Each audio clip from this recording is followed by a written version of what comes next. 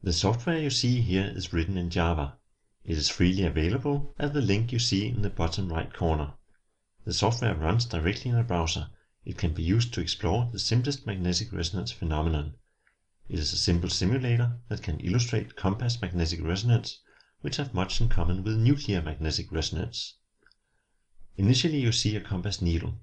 We can introduce a magnetic field, and the compass needle will adjust itself along the direction of the field.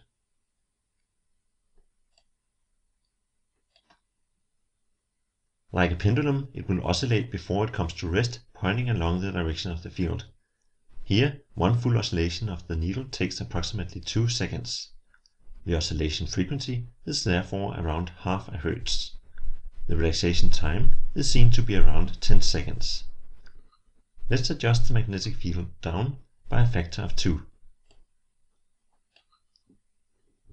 I remove the needle and put it back in. We can now see that the oscillation happens significantly slower. In fact, the vibration frequency is proportional to the magnetic field. Let's adjust the field back up. I remove the needle and put it back in. Once again we see the vibration of the magnetic dipole. As long as the needle vibrates, it generates an oscillating magnetic field that we can detect with a coil. This is the MR signal that here disappears on a timescale of 10 seconds. Our task now is to make the signal reappear without touching the needle. For this we need a second magnetic field perpendicular to the strong B0 field.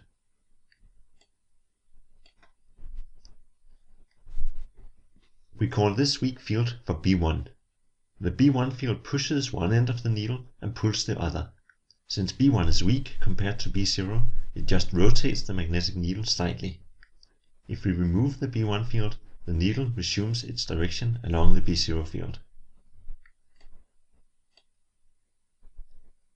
This vibration is too weak to generate a measurable signal. We need to make the needle oscillate more.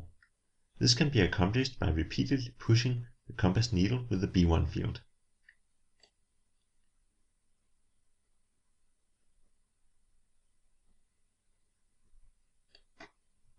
We pursue this idea by making the B1 field oscillate.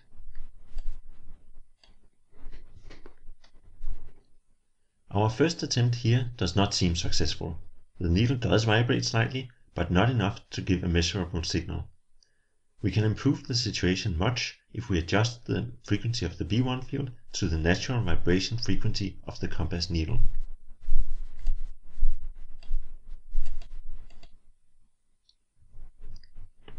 Repeated weak pushes can have a large effect when applied in synchrony with the natural oscillation.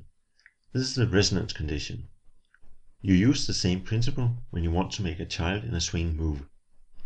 When applied to magnetic resonance, the B1 field pushes the compass needle in synchrony with its natural oscillation. Only when the resonance condition is met, the weak B1 field has a large effect. When doing MR measurements, we interleave excitation periods with measurement periods. We therefore now turn off the B1 field.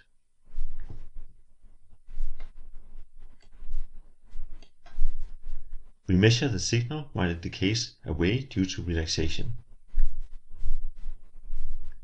We subsequently reintroduce the B1 field to set the needle in strong motion again. This is called the pulse acquire experiment, and it is typically repeated. We excite,